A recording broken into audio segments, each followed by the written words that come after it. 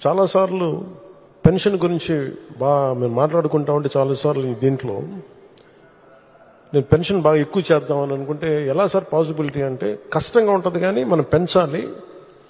ఆయనకున్న ఆకాంక్ష కూడా ఏంటంటే సంపద కొద్ది మంది దగ్గర ఉండిపోకూడదు, అవి తిరుగుబాట్లు వస్తాయి. ఈ రోజున ఆయన నాయకత్వంలో ఈరోజు పొద్దున్న క్యాబినెట్ మీటింగ్లో మాట్లాడుకున్నప్పుడు కూడా ఎంటర్ప్రెన్యూర్షిప్కి ఒక 100 కోట్లు మూలధనం ఒక కార్పొరేషన్లో పెడితే మైక్రో మన చిన్నపాటి పరిశ్రమలకి, ఔత్సాహికులకి, పారిశ్రామికవేత్తలకి అండగా ఉండటానికి ఒక 100 కోట్లు మూలధనం పెడితే దాన్ని 5,000 కోట్ల వరకు తీసుకురావచ్చు.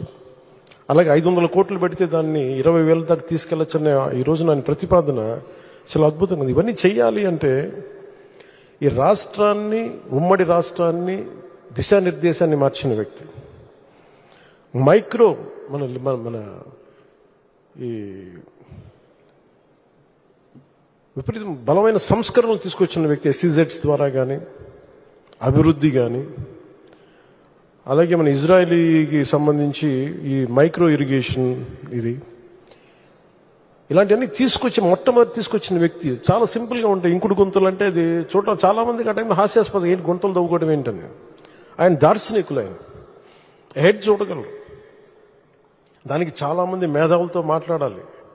అలాంటి మేధావులతో కూర్చొని వాళ్ళని అర్థం చేసుకొని తనతో పాటు సహచరులు ఒప్పించి ఈ రోజున ఒక ఇంకుడు గుంతలు అనేది మనకి మన ఇంటి నిర్మాణంలో ఒక భాగం అయిపోయింది. ఇలాంటి ఎన్ని తీసుకున్నా, చిన్నది పెద్దది ఎన్ని తీసుకున్నా అనునిత్యం నన్ను ఆశ్చర్యపరుస్తూనే ఉంటారు ఆయన.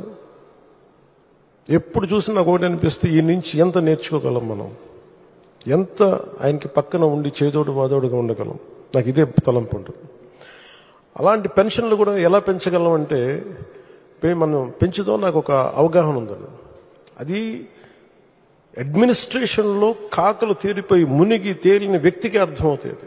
మంచి మనసు ఉండొచ్చు, చెయ్యాలన్న తపన ఉండొచ్చేమో, కానీ దానికి తగ్గ అవసరమైన ప్రతిభ లేనప్పుడు, అనుభవం లేనప్పుడు, మనుషుల్ని కలుపుకెళ్ళగలిగే సమర్థత లేనప్పుడు అది ఎవరి వల్ల కష్టం అవుతుంది. అలాంటిది ఆయన అద్భుతంగా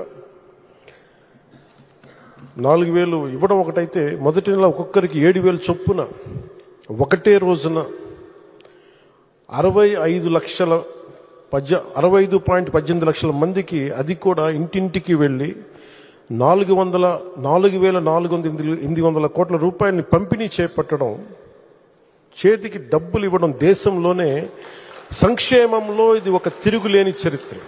మనస్ఫూర్తిగా గౌరవ ముఖ్యమంత్రి గారికి నా ధన్యవాదాలు తెలుపుతున్నాను.